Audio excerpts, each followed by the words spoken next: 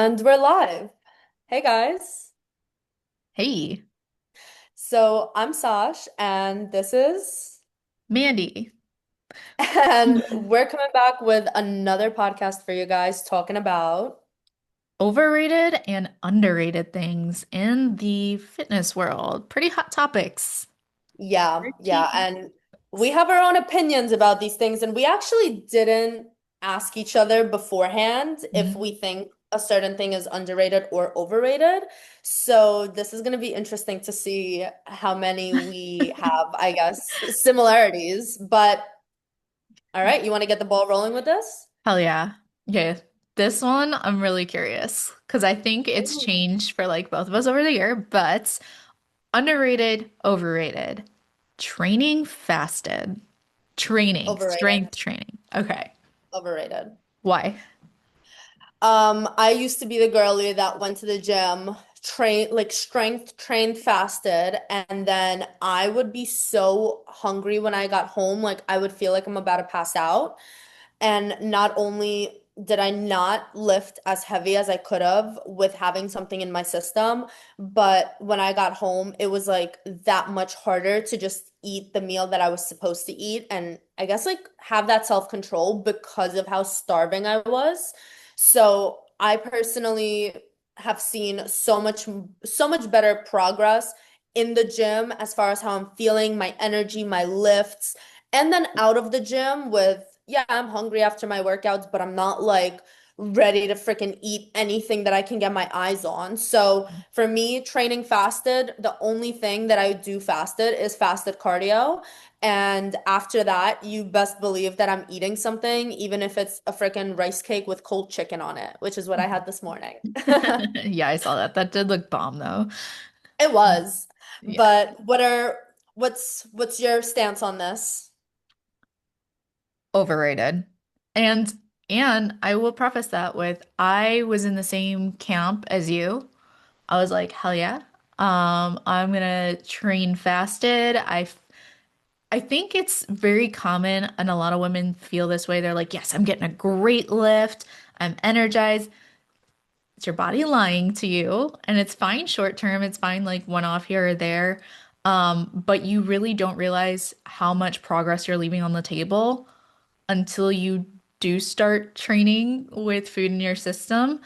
And I know I've heard women say before, or men too, like I don't like training when I like feel really full, and like that's when it's like, okay, you have to be really intentional about like that meal spacing. Yeah. But I totally agree. Overrated 100%.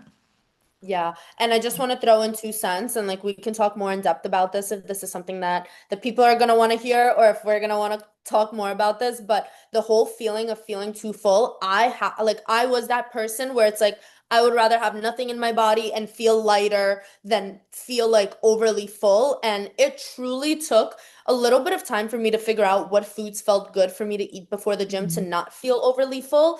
And for me, and I think it makes the most sense, like even scientifically, just stick to carbs and protein. Like a good amount of carbs and a decent amount of protein to like really give you the energy. I personally don't have a lot of fats before working out. If Mm-mm. anything, I'll have that more post-workout because it slows down your metabolism and like it just like slows down how your body's gonna break down those carbs and that would make me feel that like full and like kind of feeling even if it's good fats like healthy Yeah. fats. So for me, a couple rice cakes and some chicken or some rice and chicken with salt, hot sauce, and I'm good to go. Maybe like a pickle or two for that sodium and I'm good to go. But Yeah. that could also be like a whole topic in itself. Word, girl, word. Yeah. I agree. Fats slow down digestion, take them after. I'm also rice cakes and very clean.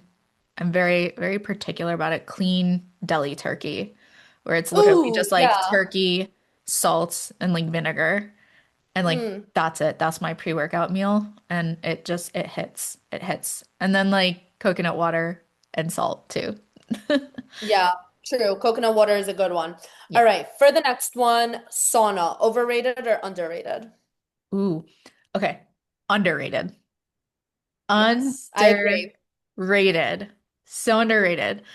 Um, Nobody hold me quote me on this one. because I would have to dig to find the actual papers. But there is evidence, and this is why so many But she like could do it. She I could could do it. do She could it. find actual papers. I could. If you need receipts, I could do it. But to summarize, the reason why in like Scandinavian countries and like Russia, like northern Arctic countries, like they're all about that sauna life and that like, you know, the bathhouse life.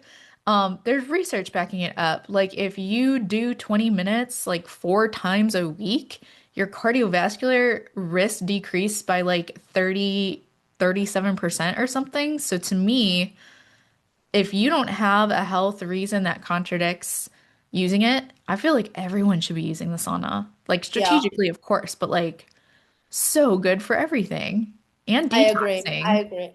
Yeah.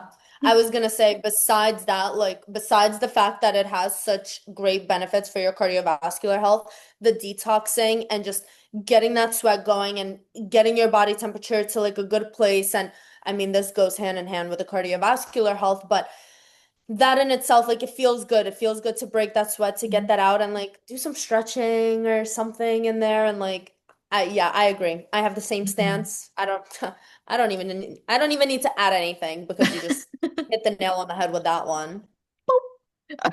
All right, perfect. Ooh, and on that note, it's cousin. Overrated, underrated, cold plunging.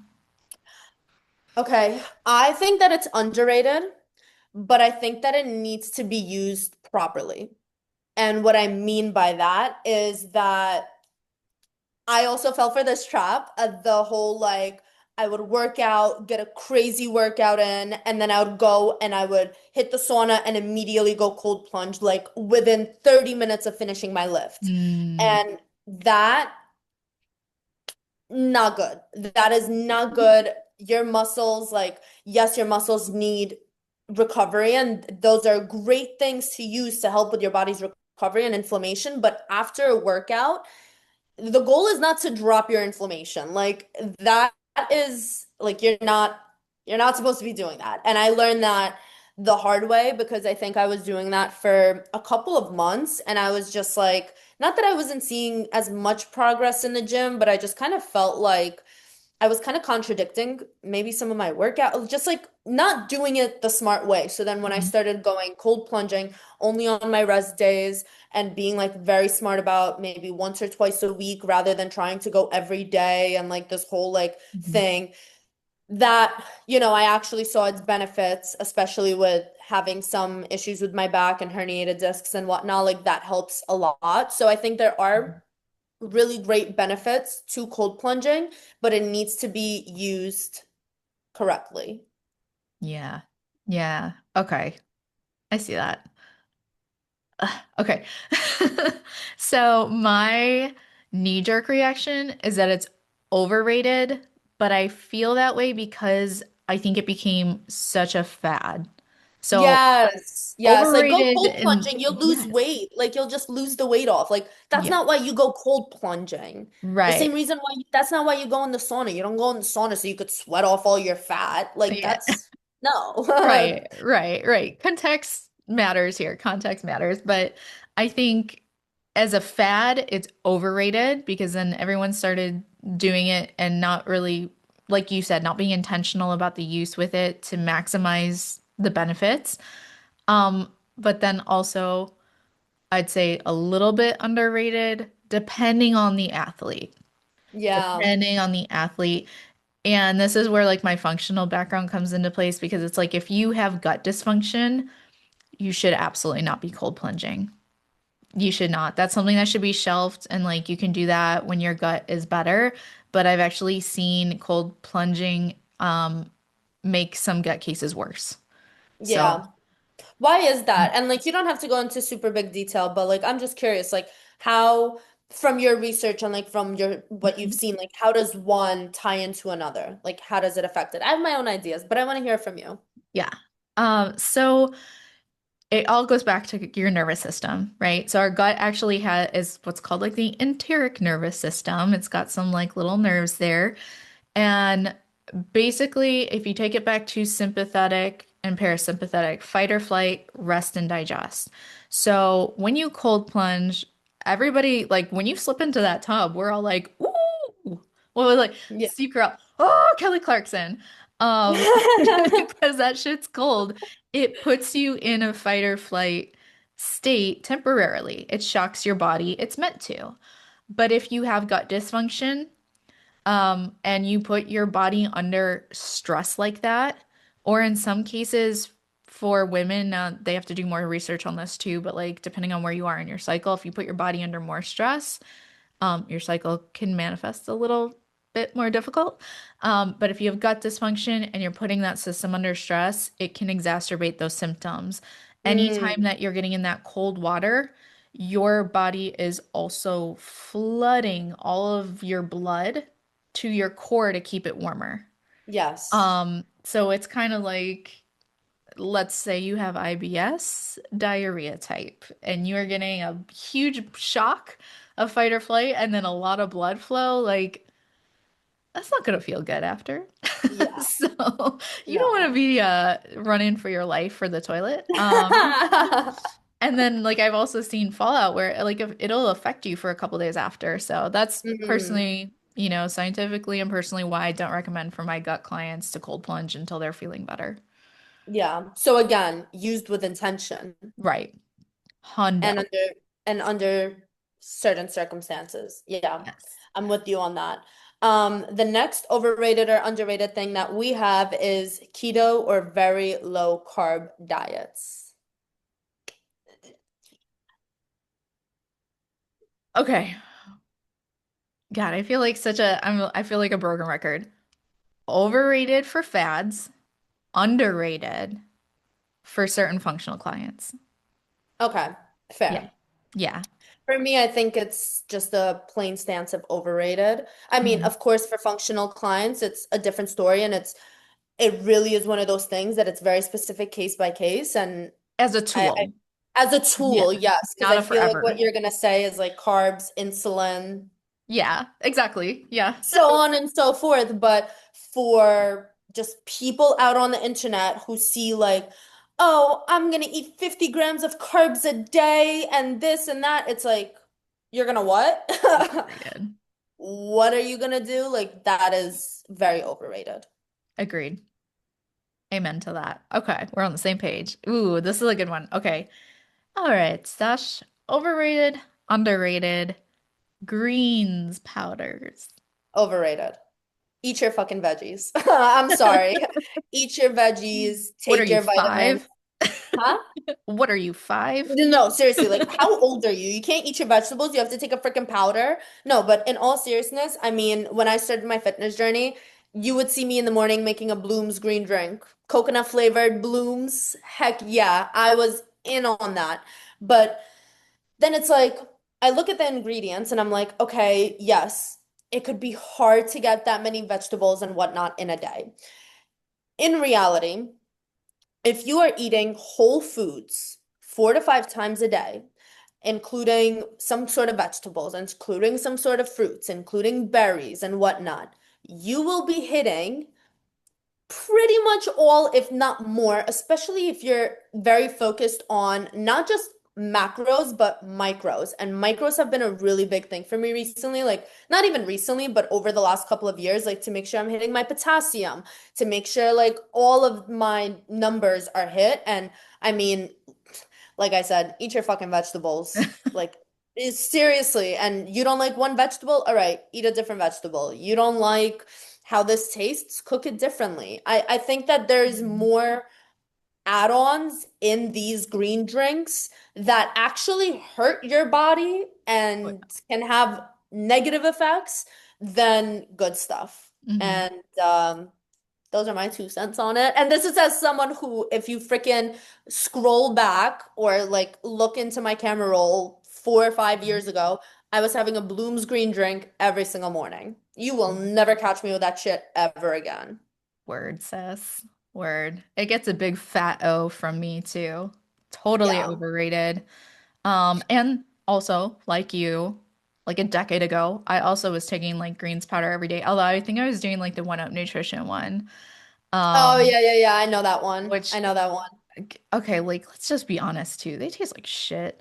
I would rather drink celery juice and that tastes like sewage water. But but I Yeah. agree. Getting your vegetables in, it's gonna be way easier. And a lot of these green powders have so many chemical additives that it actually can cause bloating and issues with your gut. So, Yeah, Netta, I feel like it just causes more problems, if anything. And like, it seems like, oh, if I drink this, I'm not gonna be bloated or I'm getting in my daily dose of greens. It's like, marketing fad.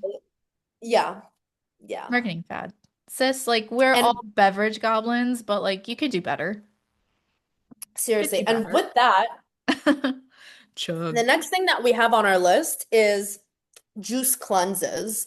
And I'm curious to hear what you have to say about it because I have my own thoughts too. Um, listen, I love juice. I love juices. I love a good suja. Before they felt the need to add probiotics to all of them, that was a little bummer. Suja do better. But anyway, I digress. Overrated. Um, Yeah.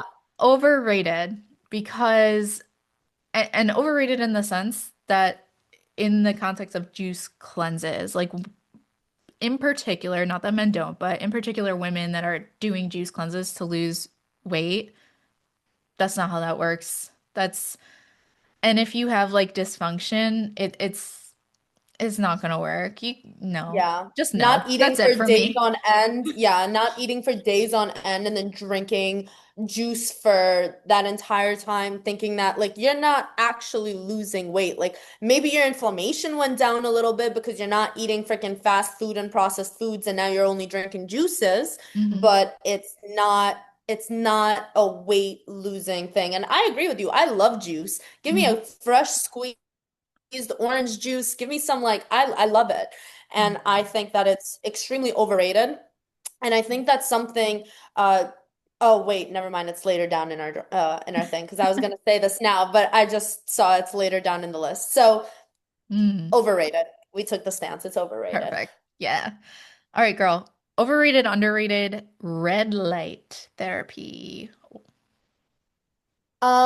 I think my initial thing is that it's overrated because of the way that it's been advertised of like, oh, do this to fix this and do that. Like everyone should be doing red light and it's like whatever. Like I feel like it's too advertised and too marketed in a way that it's gonna like fix all your problems and Mm, from the inside out, which not that it won't, but because I have a red light and I use it on my skin multiple times a week, if I remember.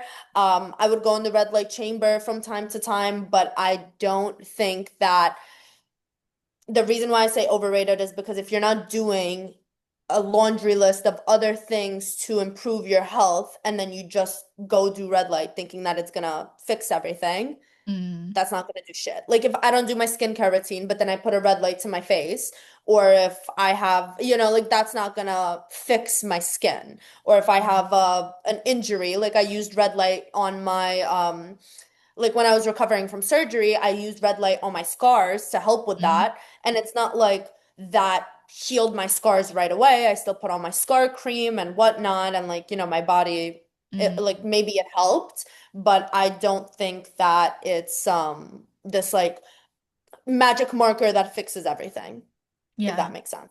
No, that makes total sense for sure. Oh God. Okay. Marketing ruins everything. It really does. And it's crazy because it's like marketing is such a big thing, right? And I Mhm, mean, in one way, there are some brands that you like working with that you like kind of market for, and like I do the mhm. same thing. Hashtag hummus fit, code Sasha, like like there's some, but the diff, and I mean maybe the people that market for those for the brands that we kind of are like at actually believe in them, maybe, or maybe they're just getting paid a good amount of money, but. I don't know. I think there's certain like words that also make people believe that something will Mhm. fix everything when in reality they're living a Yeah. very healthy life and that's just a great add-on. Yeah. Okay. Like with that, I agree.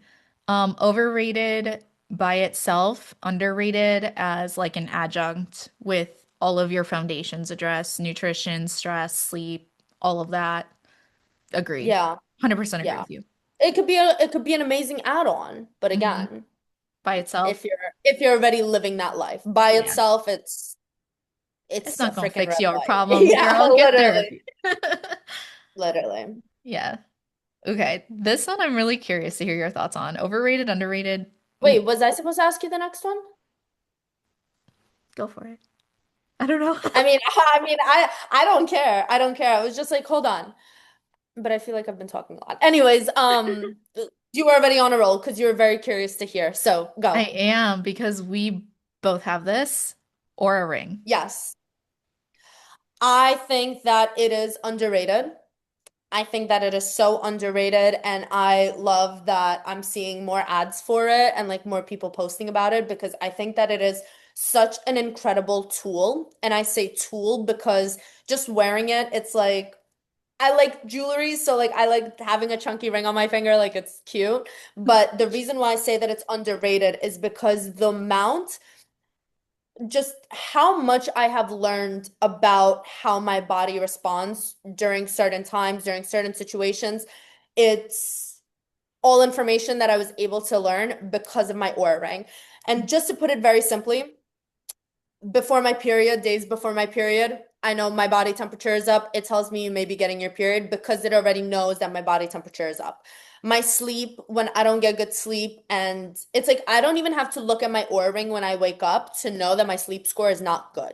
And I Mhm. also want to say that there are days, like today, for example, you were like, what's up with your readiness score? And I feel awesome. Like, I actually feel really great today. And my readiness score was like a 74, 75, which is on the lower end for me. So, what I'm saying is, I don't let those numbers dictate how I'm gonna feel throughout the day and like Mhm. how I'm gonna go on with the day. Like, oh, my readiness score is low, so I'm just feeling like shit today, or like my body's saying that I'm seeing Mhm. major signs, so like I'm just not gonna do anything all day. No, I don't do that, but I do use it as a tool to see like, all right, if I drink alcohol, I know that my body temperature goes up now, like significantly.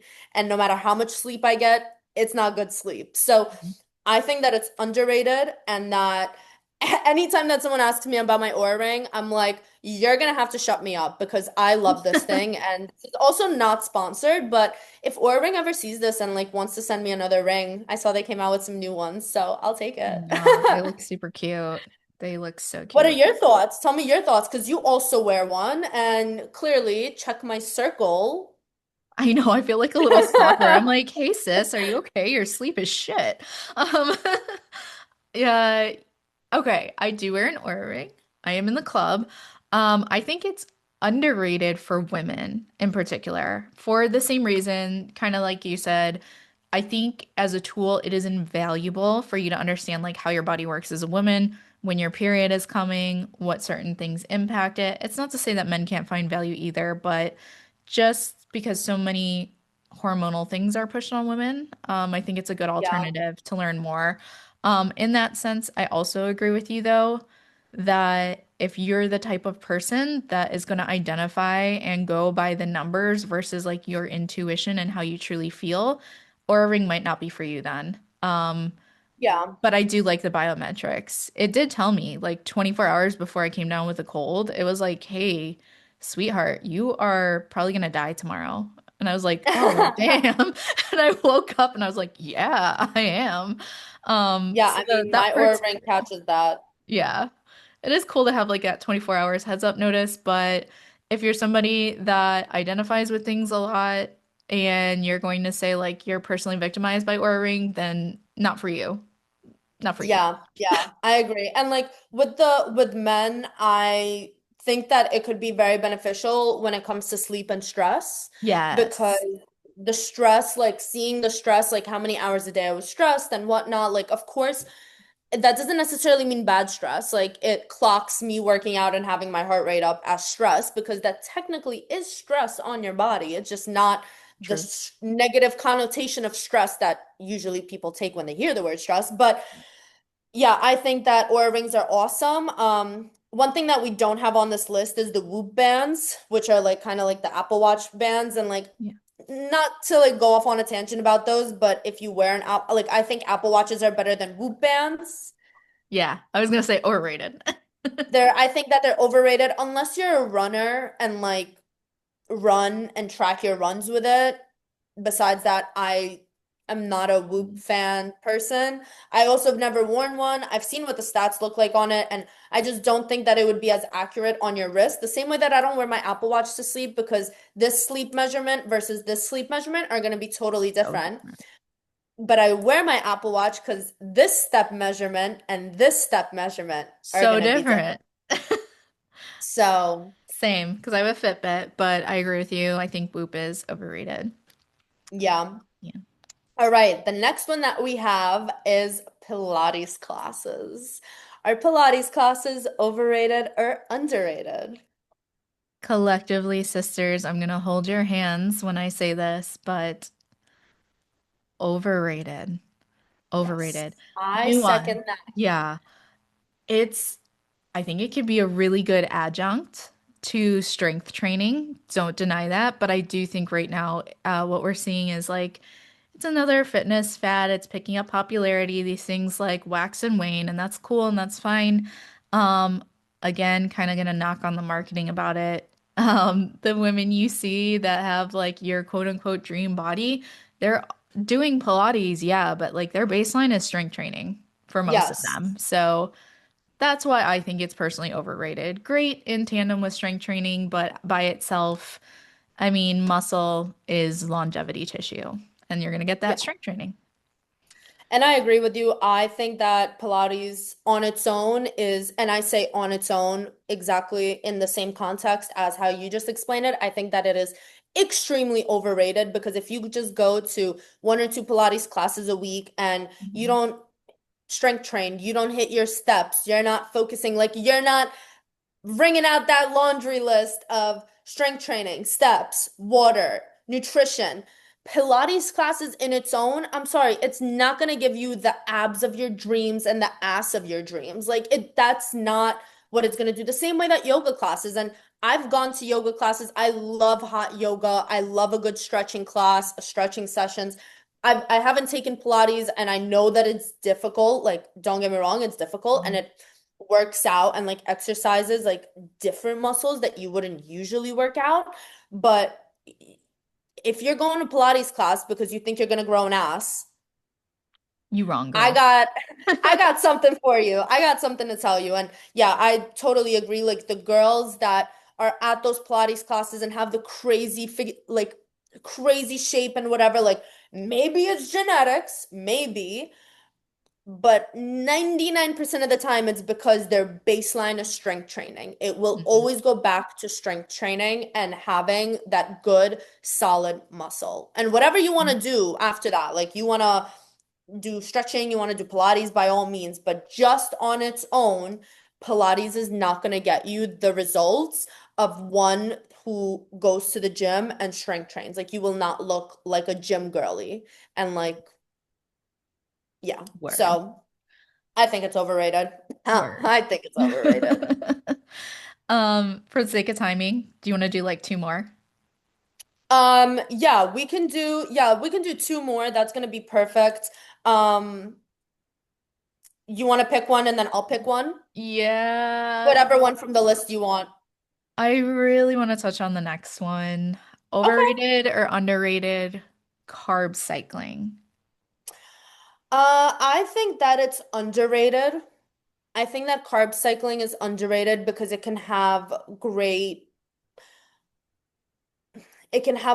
push for an athlete who's especially like not even competitive athletes, but even like lifestyle clients. And Mhm.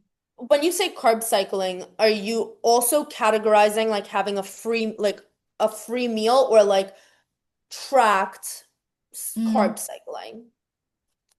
I'm particularly talking about like prescribed carbs. Like Monday Prescribed when carbs? like leg days, you're getting 300 carbs, and every other day on the week you're gonna get like I don't know, like 225 or something. Just pulled that out of my Yeah. butthole, but like yeah.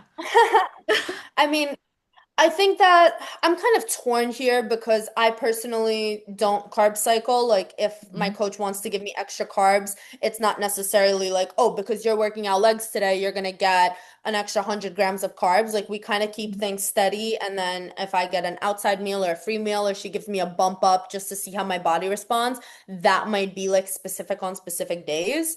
But I'm kind of in the middle of this because I don't have much experience with carb cycling, but I do see it being talked about by many other influencers on the internet, and they seem to have enjoyment with it. So I want to hear your thoughts on that.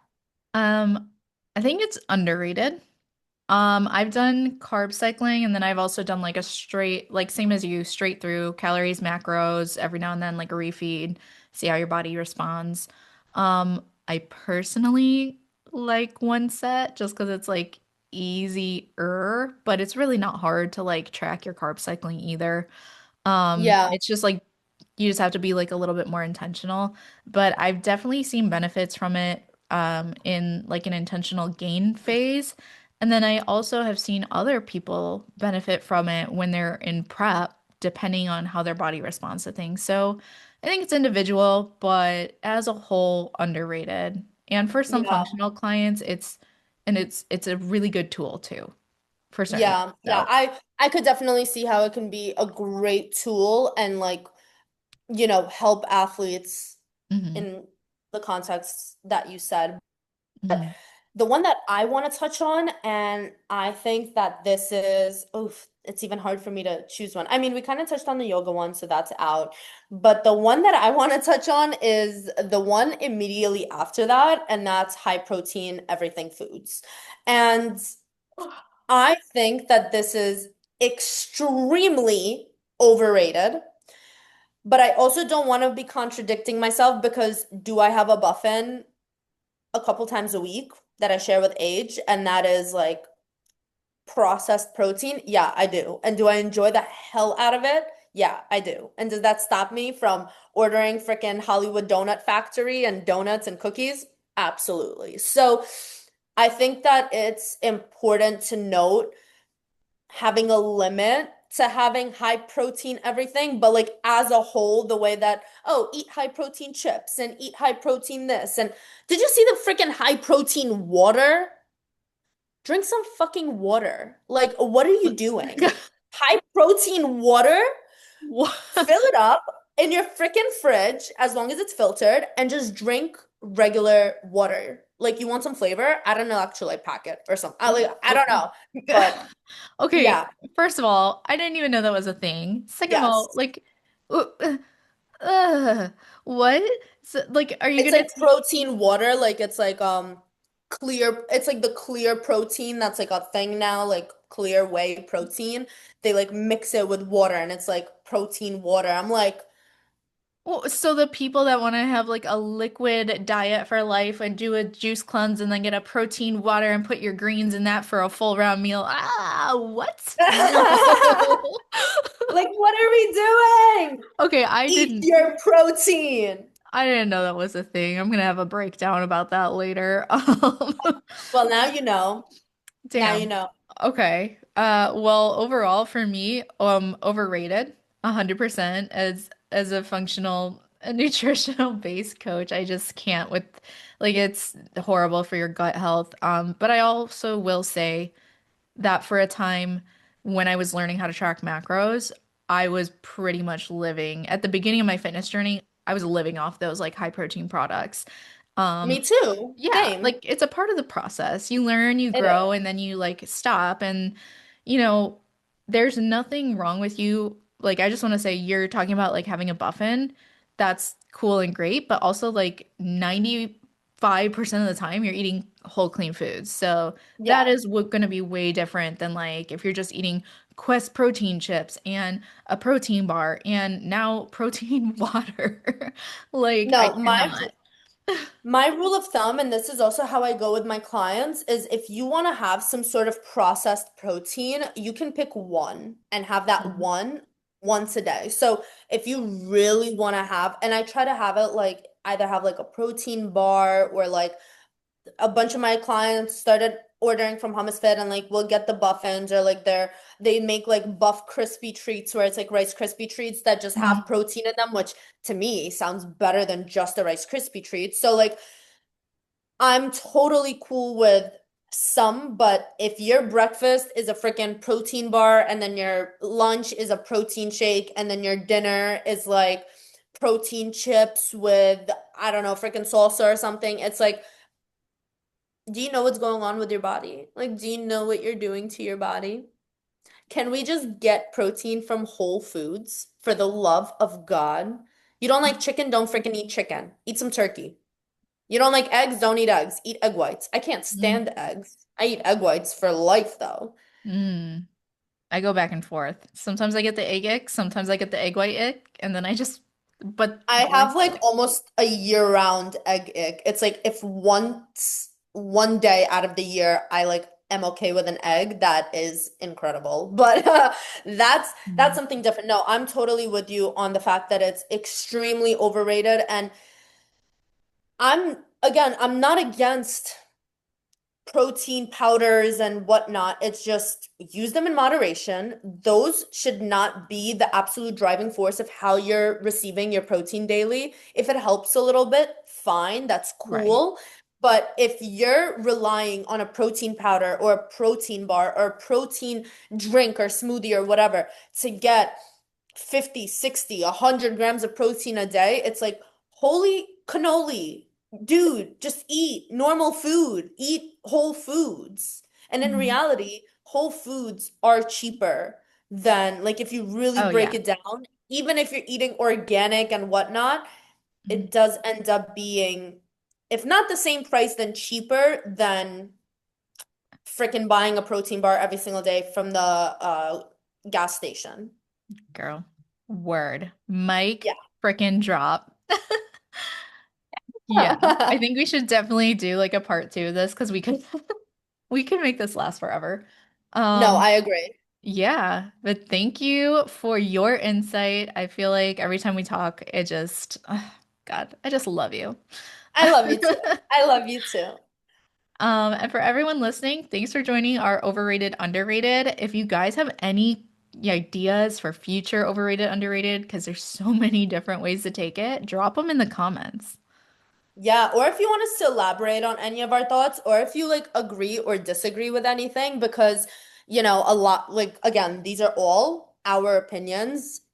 We have clearly done a lot of these things before and learned throughout our journey. So our purpose here and our main goal is just to relay that information over to you so hopefully it can help you stop doing some things sooner and or maybe just have like a different look or a different approach on some of these things. So, if not all.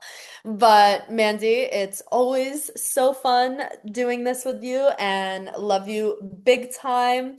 She is Mandy.G.A.R.A.R.I.A.S. Yes. Yes, on Instagram. Yes. And I And am lifewith.sash double H. We will drop that in the description as well as a description, I guess. give us a follow and catch us on the next one. Yeah, next one coming soon. Bye.